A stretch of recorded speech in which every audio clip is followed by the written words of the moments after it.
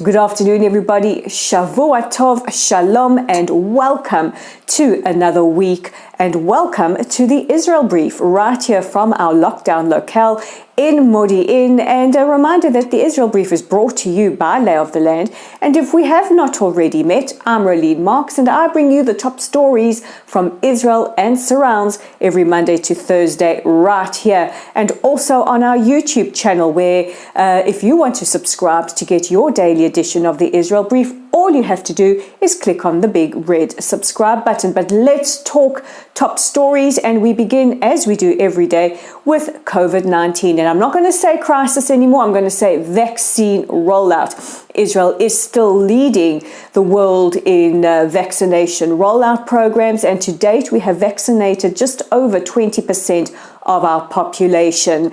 And it was announced earlier today that we can expect deliveries of between 400 to 700,000 vaccines per week from Pfizer. As of later this week, Israel will start vaccinating anybody 55 years old and above, and we hope, and at least the Prime Minister has said, that we should have the majority of our population over the age of 16 vaccinated by March. This is no small feat, and many are debating what is the secret in the source to Israel's vaccine rollout success.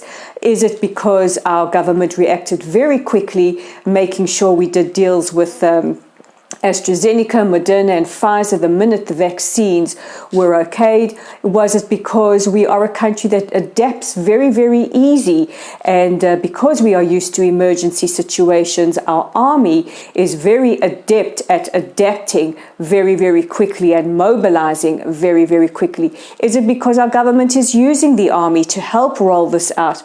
Or is it just simply because Israel is a country that defies the odds and also has a highly organized and experienced medical aid that is contributing to this?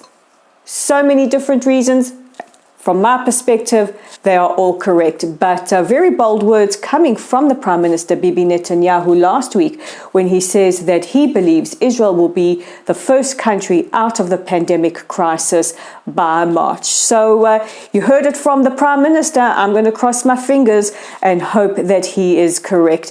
Meanwhile, while infections still are high, the morbidity rate is starting to slowly come down. And the next couple of weeks are critical as we can start to measure the success or the effects of the vaccination program. But in other news, we are also talking about elections. Can you believe we are headed towards our fourth set of elections in less than 2 years, and that'll take place on the 23rd of March. Now, early polls have it at Gideon Sa'ar, who recently broke away from the Likud party to form his own party called the New Hope. He will be the biggest challenger to Prime Minister Netanyahu and the Likud party. And last night, Bogi Ya'alon, who was with the Blue and White consortium made up of Telem, his party, Yesh Atid, and Hossein Yisrael, which is the Israeli Resilience Party, which is now still the Blue and White Party.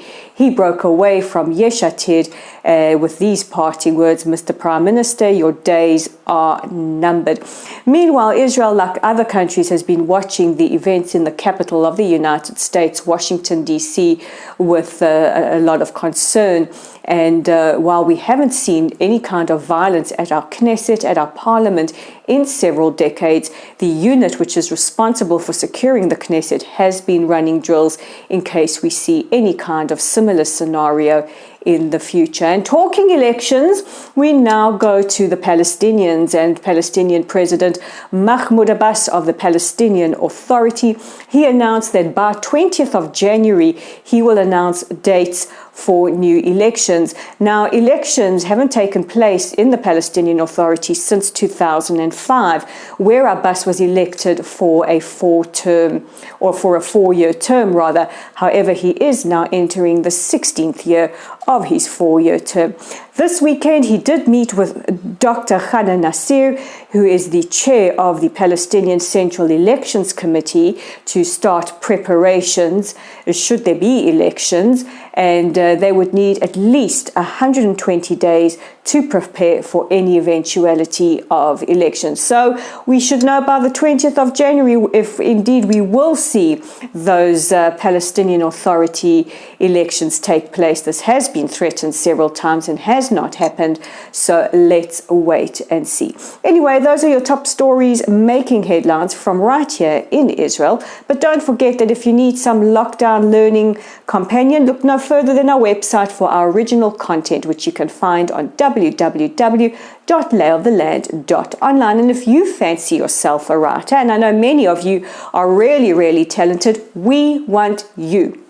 If you have an article that you would like to contribute, please contact us via our website. Our contact details are on there. All you have to do is look for the area that says contact, and we look forward to hearing from you. You can also connect with us through our Facebook page at Lottle Site. While you're there, give us a like, give us a follow, become a friend, share our content. We do appreciate it when you do.